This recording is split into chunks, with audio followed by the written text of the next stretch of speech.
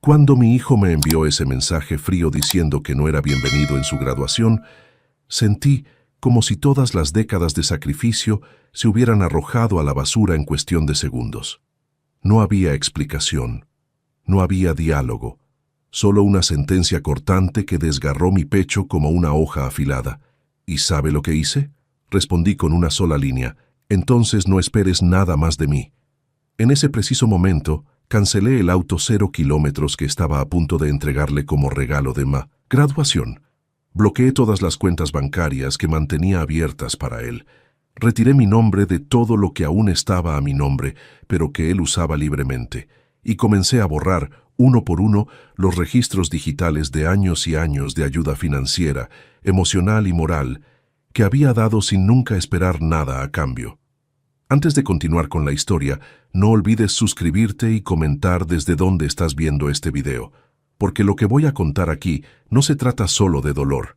Se trata de dignidad, de límites y del momento exacto en que un hombre decide que no será más el felpudo de nadie, ni siquiera de su propio hijo. Mi nombre es Raúl Ignacio Figueroa. Tengo 55 años y pasé la mayor parte de mi vida adulta construyendo algo sólido, no solo para mí, sino principalmente para él. Sebastián, mi único hijo. Crié a ese niño prácticamente solo después de que mi exesposa decidiera que la maternidad no era compatible con la carrera de modelo que tanto soñaba. Ella fue cuando él tenía apenas 4 años. Dejó una carta genérica sobre encontrarse a sí misma y nunca regresó de verdad. Podría haberme derrumbado. Muchos hombres se derrumbarían, pero no me derrumbé. Trabajé el doble, el triple, despertando antes del amanecer para asegurarme de que Sebastián tuviera todo lo que necesitaba. Y más que eso, todo lo que deseaba. Nunca supo lo que era pasar necesidad. Nunca supo lo que era escuchar un no cuando pedía algo razonable. Y mira, no me arrepiento de eso, o al menos no me arrepentía hasta que llegó ese mensaje.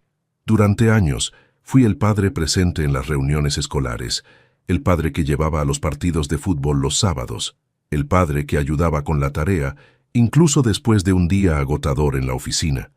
Yo era ingeniero civil, trabajaba en una empresa de construcción respetable en Ciudad de México, pero también hacía trabajos freelance los fines de semana para complementar los ingresos. Todo para que él estudiara en las mejores escuelas privadas, tuviera clases de inglés, de música, de natación. Todo. Sebastián siempre fue un niño inteligente, brillante de hecho. Sus calificaciones eran impecables, los profesores siempre elogiaban su capacidad analítica, su madurez precoz. Me sentía inmensamente orgulloso de eso. Veía en él el reflejo de mi esfuerzo, sí, pero también veía potencial genuino. No era solo el hijo de Raúl, era Sebastián Figueroa, un joven con un futuro brillante por delante. Cuando llegó el momento de elegir universidad, él quería estudiar arquitectura en la UNAM, una de las instituciones más prestigiosas del país. Lo apoyé completamente. Incluso, utilicé mis contactos profesionales para conseguir pasantías y oportunidades que facilitarían su entrada al mercado laboral más adelante. Pagué todos los materiales costosos, tableros de dibujo, software, impresiones de gran calidad. Nunca me quejé, nunca dudé, pero algo comenzó a cambiar en medio de la carrera. Sebastián empezó a frecuentar círculos diferentes. Conoció personas de familias mucho más acomodadas que la nuestra, y aunque yo llevaba una vida cómoda, una casa propia, un auto decente, estabilidad financiera, no éramos ricos. No teníamos cobertura en Polanco ni pasábamos vacaciones en Europa. Y fue entonces cuando noté que su mirada empezaba a cambiar. Al principio eran comentarios sutiles. «Papá, ¿por qué no cambias de auto? Ese modelo ya está desfasado». O «¿No crees que nuestra casa necesita una remodelación más moderna?» Yo reía, pensaba que era solo una fase. Al fin y al cabo, los jóvenes quieren impresionar a sus amigos, quieren encajar. Es normal, pero los comentarios se volvieron menos sutiles y más crueles. Para entender completamente cómo llegué a ese punto de quiebre, necesito retroceder un poco más en el tiempo. Necesito contar quién era yo antes de ser solo el padre que no era bienvenido en la graduación. Nací en una familia humilde en Oaxaca. Mi padre era albañil, mi madre costurera. Crecí viendo a ambos trabajar hasta que les dolían los huesos para que mis 3 hermanos y yo tuviéramos lo básico. No teníamos lujos, pero teníamos dignidad, y mis padres siempre repetían el mismo mantra: la educación es la única herencia real que podemos dejarles. Me lo tomé en serio. Estudié con pasión durante toda la adolescencia. Me despertaba a las 5 de la mañana para ayudar a mi padre en algunas obras antes de ir a la escuela. Por la noche, me quedaba despierto hasta tarde estudiando a la luz de una lámpara tenue en la pequeña habitación que compartía con mis hermanos. Cuando aprobé el examen de ingreso para Ingeniería Civil en la UNAM, mi madre lloró de alegría. Mi padre me abrazó con esas manos callosas y solo dijo: «Lo lograste, mijo. Ahora ve y conquista el mundo». Y eso fue lo que intenté hacer. La universidad fue difícil. No tenía dinero para libros, así que copiaba capítulos enteros a mano en la biblioteca. No tenía dinero para transporte cómodo, así que tomaba autobuses, llenos durante 2 horas todos los días. Trabajaba medio tiempo en una papelería para pagar mi propia alimentación y no afectar el presupuesto de mis padres. Pero me gradué, con honores, y conseguí un buen empleo poco después.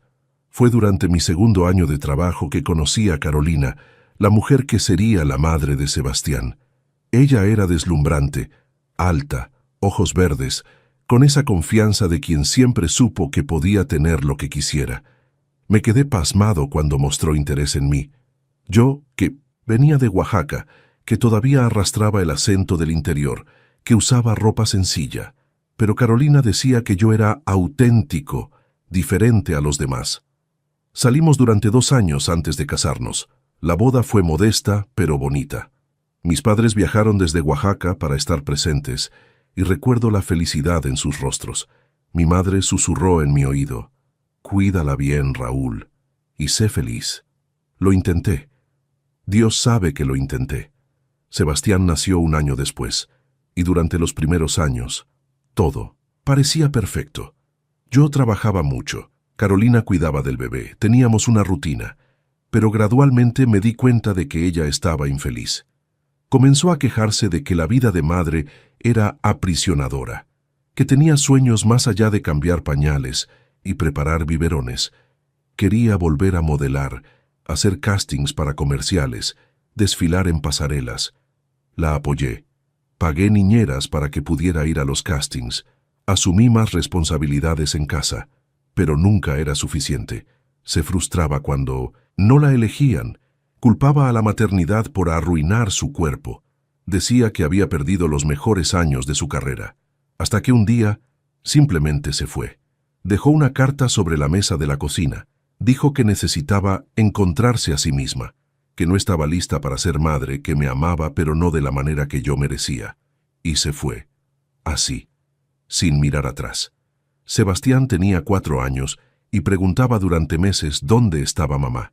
Yo decía que estaba de viaje por trabajo, luego que vivía lejos, hasta que dejó de preguntar. Desde ese día toda mi vida giró en torno a él. Me despertaba a las 5 de la mañana, ya no era para trabajos extra, era para preparar un desayuno nutritivo y dejar el uniforme escolar listo. Fines de semana ya no eran para descansar, eran para llevar a Sebastián al parque, al cine, a los cumpleaños de sus compañeros. Vacaciones, siempre planeadas pensando en lo que a él le gustaría hacer. Renuncié a relaciones. Tuve algunas oportunidades a lo largo de los años. Mujeres interesantes, inteligentes, cariñosas, pero siempre puse a Sebastián en primer lugar. Siempre temí que se sintiera reemplazado, rechazado, inseguro. Así que permanecí solo. Construí toda mi vida alrededor de él. Invertí cada centavo que sobraba en educación. Pagué escuelas caras, cursos complementarios, intercambios de vacaciones. Cuando mostró interés en arquitectura, reformé un pequeño cuarto de la casa para que fuera su taller. Compré mesa de dibujo profesional, iluminación adecuada, estanterías para libros técnicos, todo para que tuviera el ambiente ideal para estudiar. ¿Y sabe cuál fue mi recompensa por todo eso? Ver a mi hijo avergonzarse de mí no ocurrió de la noche a la mañana. Fue gradual, sutil al principio.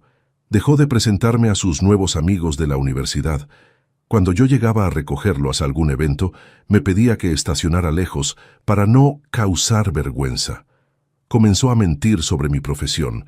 Decía que yo era empresario o consultor, nunca simplemente ingeniero civil. Una vez sin querer escuché una conversación suya con un amigo rico.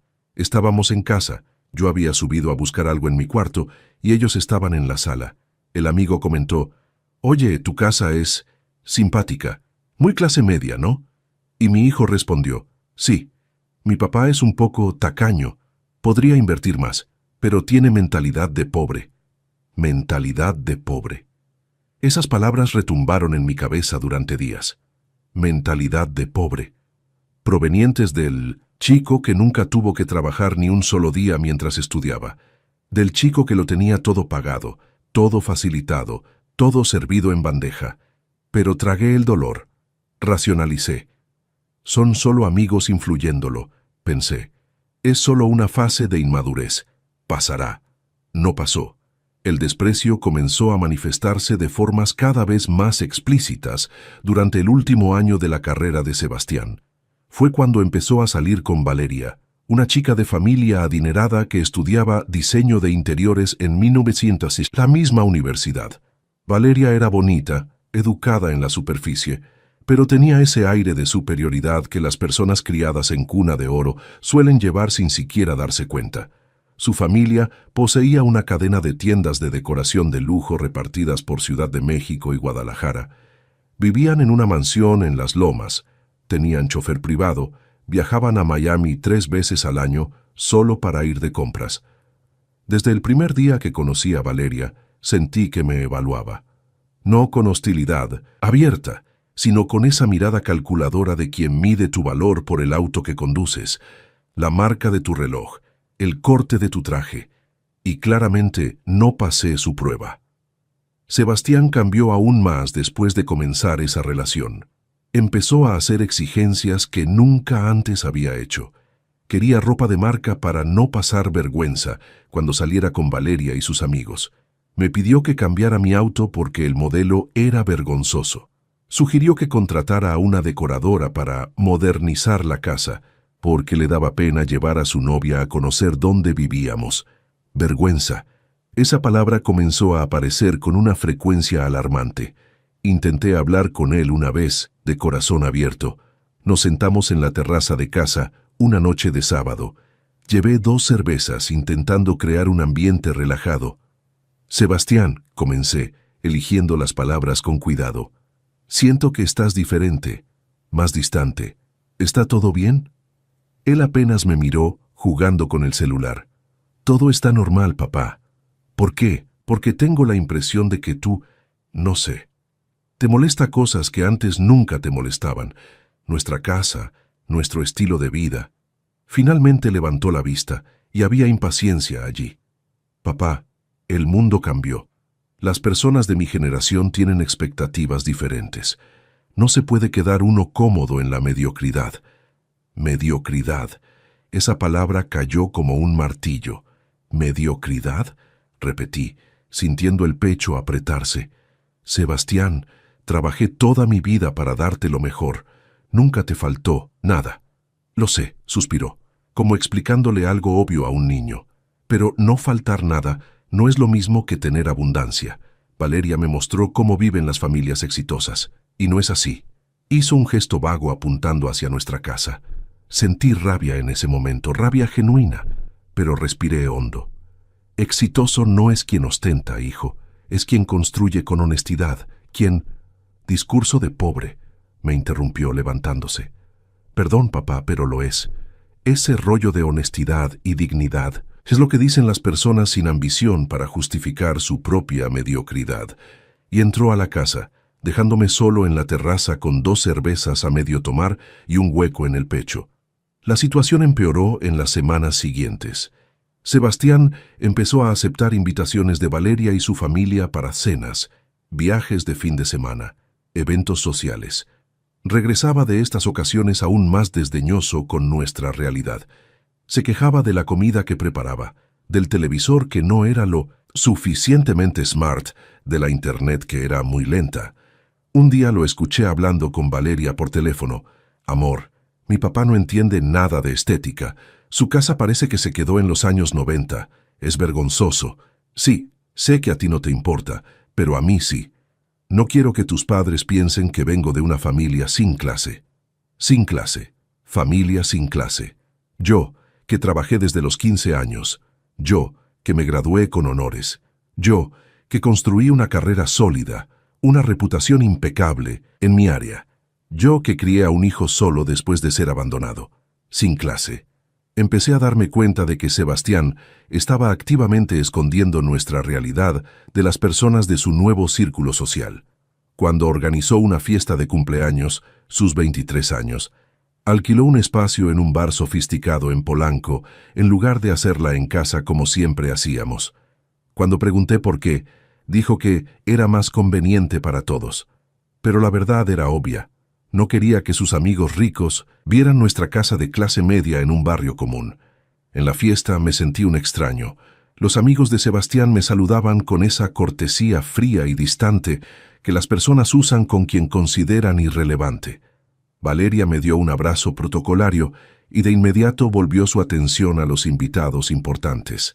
Su padre, don Armando, un hombre corpulento con anillo de oro en el dedo y reloj que costaba más que mi auto, me dio un apretón de manos breve y una sonrisa condescendiente.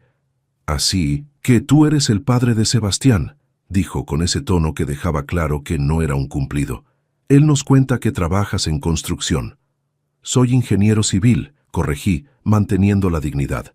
«Ah, sí, claro», asintió vagamente, perdiendo rápidamente el interés. «Es un trabajo honesto». Honesto, la palabra usada como eufemismo para demasiado simple para impresionar. Sebastián apenas conversó conmigo durante la fiesta. Estaba ocupado circulando entre los invitados importantes, riendo, alto, haciendo networking. Cuando me fui temprano, porque claramente no pertenecía a ese ambiente, él solo me saludó desde lejos, ni siquiera se molestó en acompañarme hasta la salida. Conduje de regreso a casa con las manos temblando en el volante, no de tristeza, de rabia, de indignación, de una sensación creciente de injusticia que empezaba a arder en mi pecho como brasas. Pero lo peor aún estaba por venir. El verdadero momento de quiebre ocurrió 3 meses antes de la graduación de 1900. Sebastián estaba en la recta final de la carrera preparando el proyecto de fin de curso, un ambicioso proyecto de revitalización urbana que determinaría su nota final y, por ende, sus oportunidades en el mercado laboral. Yo le había ofrecido ayuda varias veces. Después de todo, yo era ingeniero con más de 20 años de experiencia en obras de gran envergadura. Conocía normas técnicas, viabilidad estructural, cuestiones de regulación urbana. Podría haber sido un recurso valioso para él, pero Sebastián siempre rechazaba con excusas vagas. «Todo bajo control, papá». O entonces, «Arquitectura es diferente de ingeniería, no entenderías la parte conceptual». La verdad, descubrí después, era que le daba vergüenza decir a los profesores y compañeros que había pedido ayuda a su propio padre. Prefirió contratar una consultoría cara, que irónicamente yo pagué, antes que aceptar mi orientación gratuita. Pero eso no fue lo que rompió mi columna. Fue el incidente en la cena de la familia de Valeria. Don Armando y doña Cristina, los padres de Valeria, organizaron una cena formal en su mansión. Era una ocasión importante. Querían conocer mejor a Sebastián y, por extensión, a su familia. Es decir, a mí. Sebastián me llamó 3 días antes, visiblemente incómodo. «Papá, los padres de Valeria están organizando una cena. Es formal.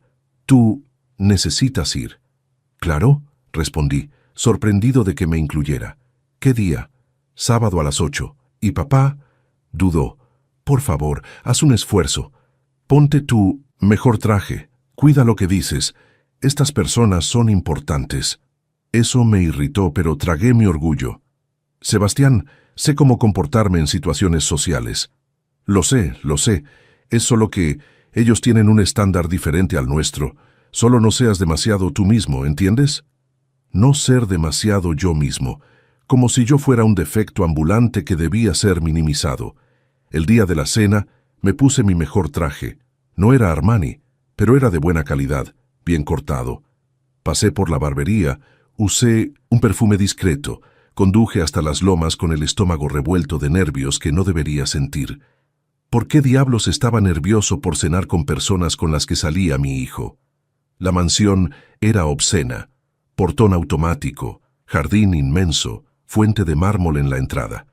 Un empleado uniformado me recibió en la puerta y me guió hasta la sala de estar donde todos ya estaban reunidos. Valeria me saludó con esa sonrisa plástica. Don Armando me dio otro apretón de manos condescendiente.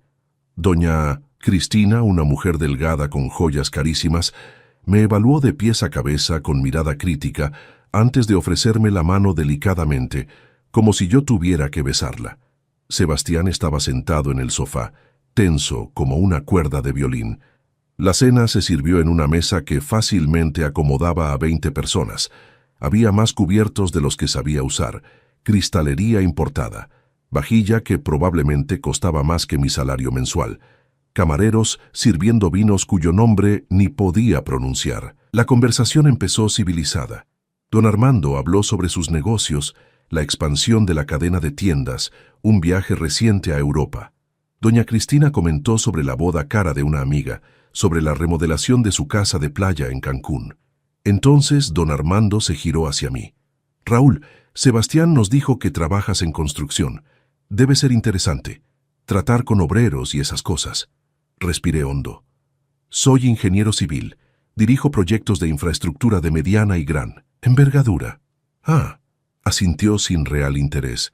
¿Tienes empresa propia o trabajas para alguien? Trabajo para una firma establecida, pero también hago consultorías independientes. Entiendo. Bebió un sorbo de vino.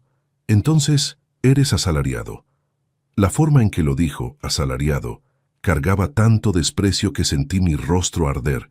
Sí, respondí firmemente. Un asalariado calificado con 25 años de experiencia. Doña Cristina soltó una risita forzada, como si yo hubiera hecho un chiste malo. «Qué dedicación tan admirable», dijo, pero el tono era cualquier cosa menos admirado. La noche empeoró progresivamente. Hacían preguntas punzantes sobre mi situación financiera, sobre dónde vivía, sobre mi familia de origen. Cada respuesta mía era recibida con sonrisas educadas y miradas cómplices entre ellos. Sebastián no me defendió ni una sola vez. Se quedó sentado, comiendo en silencio, evitando mi mirada. El golpe final vino con el postre. Don Armando, ya visiblemente aburrido de mi presencia, se inclinó hacia adelante y dijo: «Raúl, seré franco contigo porque valoro la honestidad entre hombres. Valeria es nuestra única hija. Invertimos mucho en su educación, en sus conexiones sociales, en su futuro. Cuando ella elija un compañero de vida, esperamos que sea alguien de nivel equivalente». Hizo una pausa, dejando que las palabras flotaran. Sebastián es un joven talentoso, sin duda, pero ustedes vienen de mundos diferentes, y aunque eso no sea un problema mientras son jóvenes y tienen un noviazgo casual a largo plazo, bueno, usted entiende. Entendí perfectamente. Me estaba diciendo, en mi cara, que yo, y por extensión mi hijo, no éramos suficientemente buenos para su hija. Miré a Sebastián, esperando indignación, esperando que defendiera nuestra dignidad, nuestra familia. Pero mi hijo solo bajó la mirada al plato y permaneció en silencio. Fue en ese silencio ensordecedor que algo dentro de mí se quebró. No por completo, aún no, pero se abrió una grieta profunda, y supe, en ese preciso momento, que nuestra relación nunca sería la misma. Salí de esa mansión con la dignidad que aún me quedaba. Agradecí la hospitalidad con voz firme, estreché las manos necesarias y caminé hasta mi coche con la cabeza erguida. Pero en cuanto me senté en el vehículo y cerré la puerta, las manos comenzaron a temblar incontrolablemente. No encendí el coche de inmediato.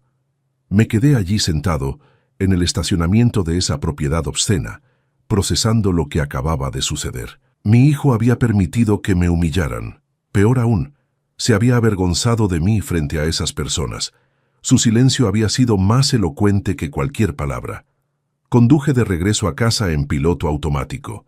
Entré, dejé las llaves en la mesita de la entrada, aflojé la corbata y me senté en el sofá de la sala. Ese mismo sofá que Sebastián consideraba vergonzoso. Me quedé allí, a oscuras, hasta el amanecer. Algo fundamental cambió esa noche. No fue ira explosiva ni dolor agudo. Fue algo más frío, más profundo. Fue claridad. Claridad de que había criado un monstruo. Claridad de que mis sacrificios no habían generado gratitud, sino expectativa. Claridad de que, para mi propio hijo, yo era un obstáculo social a gestionar, no un padre a honrar. En los días siguientes, Sebastián apenas apareció en casa.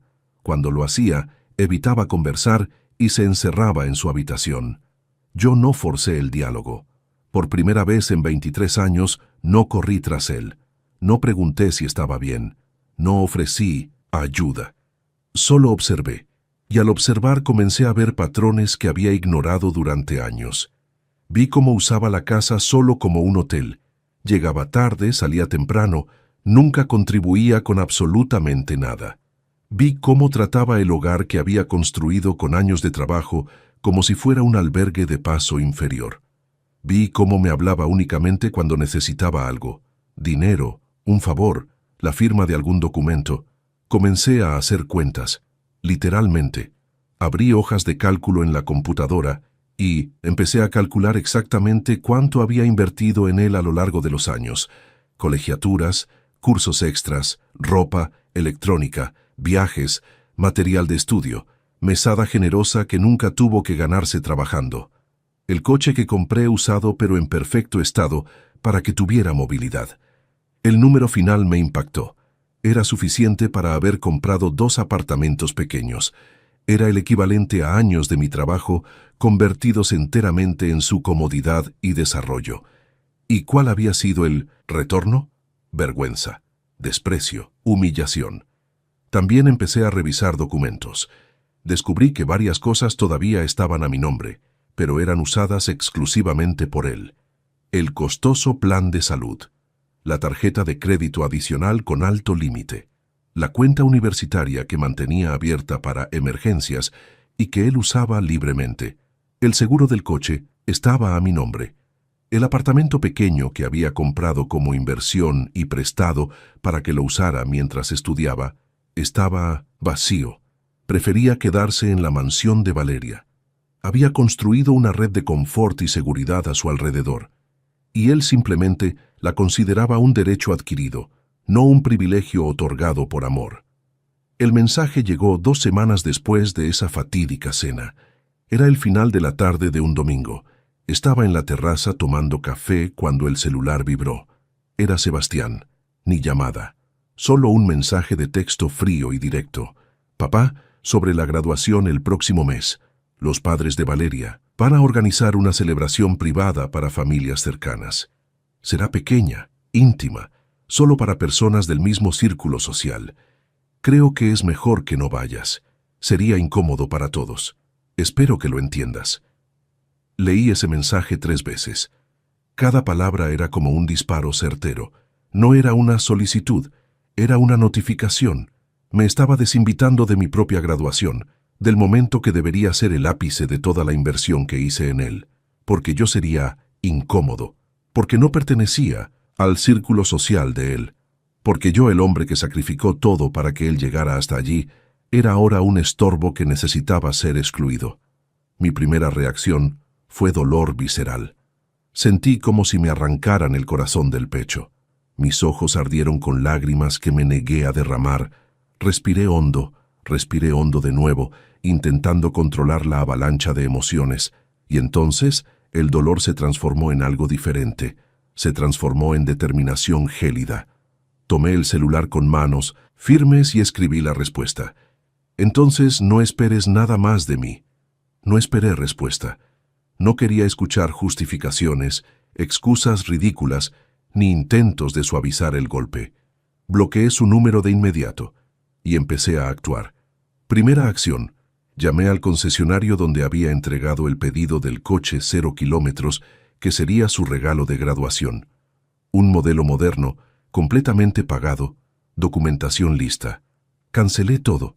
Perdí la seña que había dado, pero no me importó. Ese coche jamás sería suyo. Segunda acción. Ingresé al sistema del banco y bloqueé la tarjeta de crédito adicional que estaba a su nombre. Cerré la cuenta conjunta que teníamos. Eliminé su acceso a cualquier recurso financiero mío. Tercera acción.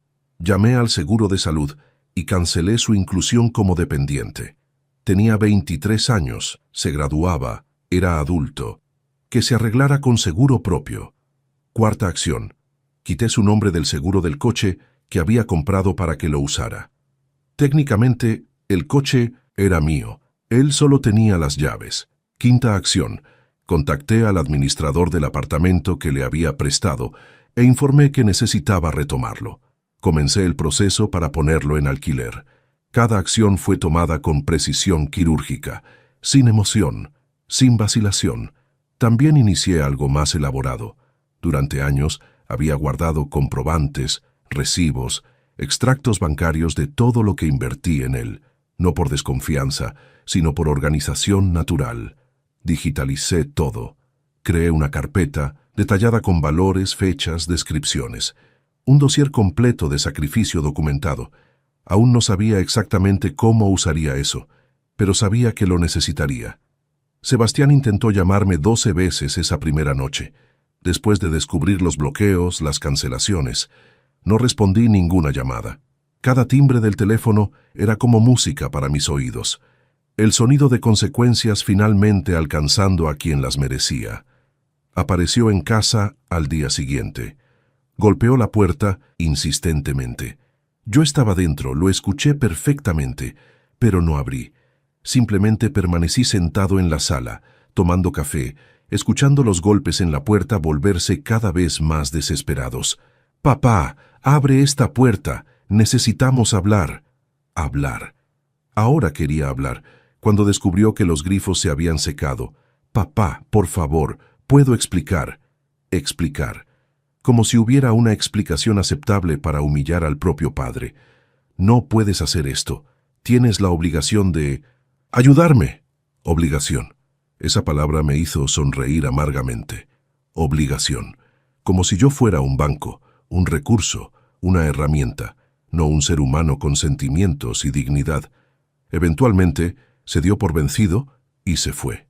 Pero sabía que volvería, y cuando volviera estaría completamente preparado para lo que necesitaba hacerse. Sebastián volvió 3 días después, esta vez en un horario que sabía que yo estaría en casa. Tocó el timbre de manera civilizada. Esta vez abrí la puerta. Estaba visiblemente afectado. Ojeras profundas, ropa arrugada, cabello desordenado, tan diferente del joven confiado y arrogante que me despreciaba semanas atrás. «Papá», comenzó con voz temblorosa, «necesitamos hablar en serio». «Entra», dije simplemente, abriendo paso. Entró mirando alrededor como si viera la casa por primera vez. Se sentó en el sofá con incomodidad evidente. Yo me acomodé en el sillón frente a él, crucé las piernas y esperé. «Papá, mira, tal vez fui un poco insensible con ese mensaje sobre la graduación». «Un poco insensible», repetí sin emoción en la voz. «No quise decir que no eras bienvenido. Se malinterpretó. Solo quise decir que...» «Sebastián», lo interrumpí, «no me insultes intentando reescribir lo que dijiste claramente. Me desinvitaste a tu graduación porque yo soy incómodo para ti, porque no pertenezco a tu nuevo círculo social». Esas fueron tus palabras. Abrió la boca, la cerró, intentó de nuevo. Estaba bajo presión. Valeria y su familia tienen expectativas. No quería crear una situación incómoda. ¿Incómoda para quién, Sebastián? ¿Para mí, que sería juzgado por personas que se creen superiores? ¿O para ti, que tendrías que admitir públicamente que vienes de una familia de clase media común? Bajó la mirada. «Para todos», murmuró. «Entiendo». Me levanté, caminé hasta la estantería y tomé una carpeta que había preparado. «Entonces déjame mostrarte algo». Abrí la carpeta sobre la mesa de centro. Dentro había hojas de cálculo impresas, recibos, comprobantes. «Esto aquí», comencé señalando el primer documento, «es el total invertido en tu educación desde el jardín de infancia hasta ahora. escuelas privadas, cursos complementarios, materiales, intercambios. 342,000 pesos. Sus ojos se abrieron. Esto aquí, continué, señalando otra sección, son los gastos en ropa, electrónicos, ocio, mesada mensual, desde que cumpliste 15 años. 198,000 pesos. Papá, no necesitas... Déjame terminar. Mi voz era hielo. Esto aquí son gastos médicos, odontológicos, plan de salud premium que pediste a los 18 porque el básico no cubría spas ni terapias alternativas. 86,000 pesos. Seguí pasando páginas, cada una revelando números cada vez mayores. El coche que uso, pero que técnicamente te presté, 120,000 pesos. El departamento que ni usas, 300,000 pesos de entrada más cuotas. Viajes, regalos caros para impresionar novias, ropa de marca que exigiste. Hice una pausa dramática. El total, Sebastián, supera 1,200,000 pesos. Todo eso invertido en ti durante 23 años. Todo eso trabajando el doble, sacrificando relaciones, renunciando a comodidades personales. Estaba pálido. ¿Y sabes cuál fue mi retorno sobre esa inversión? Pregunté, inclinándome hacia él. Vergüenza, desprecio, ser excluido de tu momento de victoria porque no tengo suficiente clase. Papá, lo siento mucho, Tu disculpa no me interesa, Sebastián. Lo que me interesa es que entiendas algo fundamental. Se acabó. Se acabó el banco ilimitado. Se acabó el apoyo incondicional. Se acabó que yo sea tu lacayo. Lágrimas comenzaron a recorrer su rostro. No puedes hacer esto. Todavía te necesito. Me estoy graduando, voy a empezar mi carrera. Tienes 23 años, corté. Te estás graduando en una universidad excelente. Eres inteligente, talentoso. Tienes todas las herramientas que yo te proporcioné para tener éxito. Ahora hazlo por tu cuenta, tal como yo lo hice a tu edad. Pero papá, el departamento, el coche, el departamento es mío y será alquilado. Las ganancias irán a mi jubilación, que descuidé durante años invirtiendo en ti. El coche también es mío y ya lo puse a la venta. Su dinero irá a una reforma de la casa que tú consideras tan vergonzosa. ¿Y el regalo de graduación?, preguntó con voz débil. Sonreí sin humor. Tu regalo de graduación, hijo mío, es una lección valiosa que ninguna universidad enseña.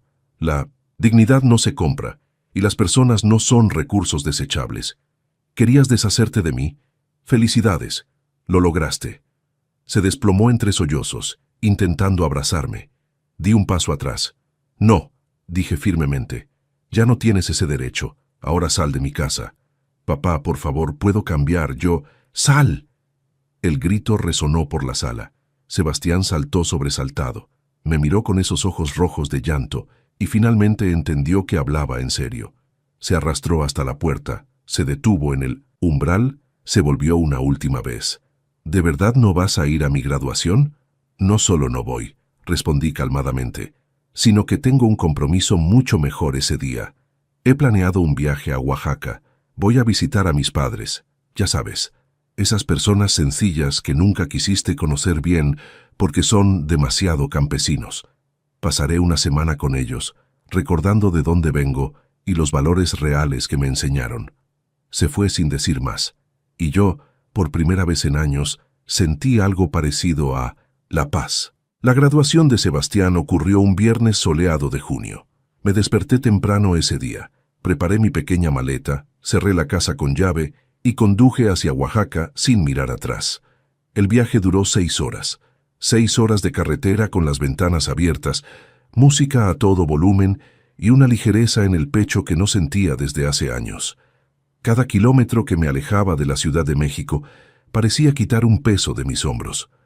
Llegué a la casa de mis padres a media tarde. La casita, sencilla, pintada de azul deslavado, con un pequeño jardín lleno de flores que mi madre cuidaba con esmero. Mi padre estaba en la veranda, reparando una silla vieja porque todavía le quedaban años de uso. «¡Raúl!», gritó mi madre al verme, corriendo para abrazarme con esa fuerza sorprendente que tienen las mujeres pequeñas de 70 años. «Mi hijo, qué sorpresa tan buena». Mi padre se levantó, limpió sus manos en un paño y me dio ese abrazo fuerte, silencioso, que decía más que 1000 palabras. Esa noche, nos sentamos los tres en la veranda. Bebí tequila barato con mi padre mientras mi madre preparaba tamales en la cocina.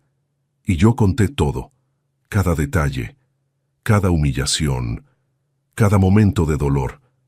Mi padre escuchó en silencio, asintiendo solo ocasionalmente.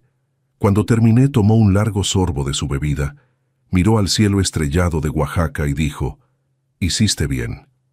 Simple así, sin juicio, sin sermón, solo validación.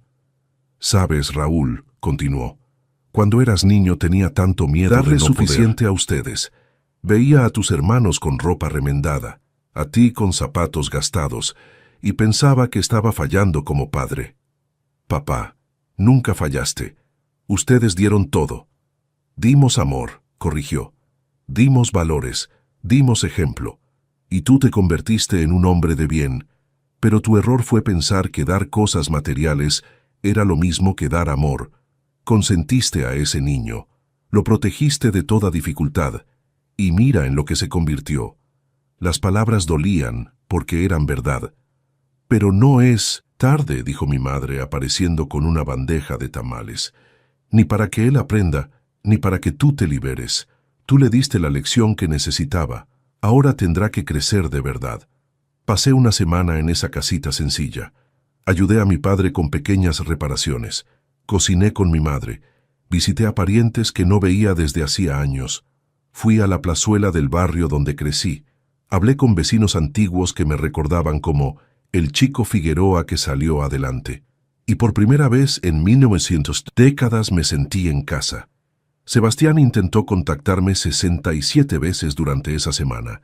Llamadas, mensajes, correos electrónicos, todos ignorados. Mis padres preguntaron si no debería al menos escuchar, pero negué con la cabeza. Él necesita sentir el peso de lo que hizo. Si cedo ahora, la lección no entrará. El último día en Oaxaca, sentado en la veranda con mi padre al amanecer, finalmente leí los mensajes. Eran progresivamente desesperados.